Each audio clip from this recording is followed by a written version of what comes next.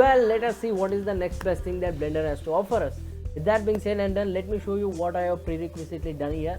I have created 5 monkeys, given a diffuse material to this monkey. This monkey has a material of red color, and all the other parameters are nulled off.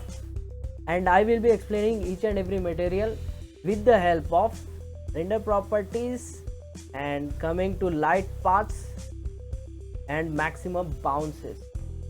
We will be seeing this part. So now what will happen is, here we get some parameters and some values.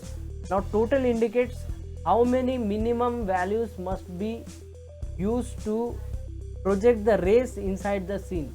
How many rays must be projected from the camera into the scene. Now here what will Blender do is, it will compare both the 12 value and the 4 value, and whichever is the smallest, it will eliminate, it will eject that many rays into the scene from the camera. Means now what is happening is, Blender is seeing at 12 and Blender is seeing at 4. So Blender is thinking whichever is the small, that many number of values it is going to project inside the 3D scene.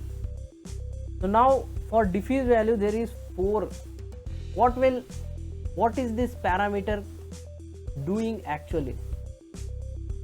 That parameter is actually controlling how global illumination is taking place between that monkey and the plane. If I tap 0 over here, all the global illumination will be removed, which was happening. The light bounces which was happening between both these objects are completely removed. That value is defined by this parameter. How good the global illumination must take place. The next option is, what I have done for this monkey is, I have given it a blue color and completely increased its metallicness, and rest of the parameters are nulled off. Now what will happen if you go to render properties, and here in the max bounces glossiness, this parameter controls how much rays for glossiness is required. If I tap 0 over here, no glossy rays are imported in the 3D scene, and that's why it's looking a bit off. If I tap 1 over here, it will eject one, it will emit one ray inside the 3D scene, and you can see over here there are black spots. If I increase this value to 2, those black spots are gone, and if I increase this value to the default value, it is completely removed off. So for that, this parameter is useful. The next monkey, what I have done is, I have gone to material editor, give it a green color, and then nulled off every other parameter other than alpha. In the alpha I have given 0.2 value. That's why it's looking a bit transparent. And if I come to render properties, light paths, maximum bounces, here in the transparency, if I tap 0, no transparency rays are being emitted inside the 3D scene. So if I tap 1 over here, little bit of transparency is emitted. If I tap 8 over here, 8 rays of transparencies are emitted to the camera inside the scene. Transmission, for that what I have done, I have taken a monkey, I have gone to material editor, give it a yellow color, given it a yellow color, and then increase the transmission completely so that it looks like a glass. And then I came to render properties, light path, max bounces, and transmission is 12. Now there are 12 light rays emitted inside the 3D scene by Blender, and it is rendered. If I tap over here and tap 0, 0 rays of transmission are being emitted.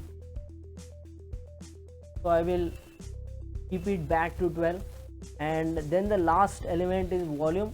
For this, what I have done, I am going here in the shading tab. Here I have removed the principled BSDF shader and added principled volume shader, and imported and connected this with this volume thing. That's why it's looking like smoke. Now the volume, what it actually does is, if I increase this value to 10, the smoke will look better because there are lots of rays for volume. That's why this smoke is looking wonderful. So that's what this parameter of volume does. And if I tap 0 and enter over here, the light rays, the rays for volume has been completely removed off. That is why the darkness of the smoke is being visible over here. And across the light paths, you can see some presets are given over here. If we click on this preset, there are different presets itself. And if we click on fast global illumination, what it actually does is reduces the values so that global illumination takes place faster. If you want, if your machine is beefy and it can take a lot of strength, lot of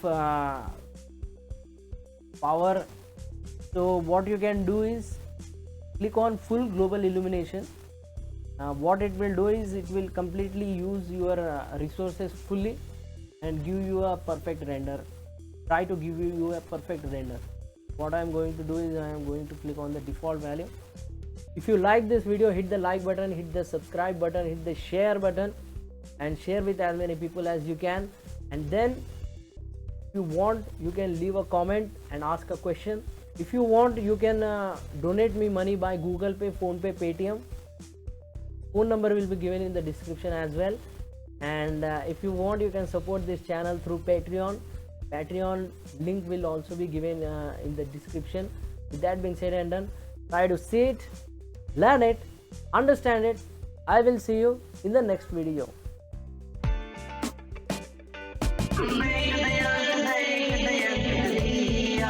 Hey,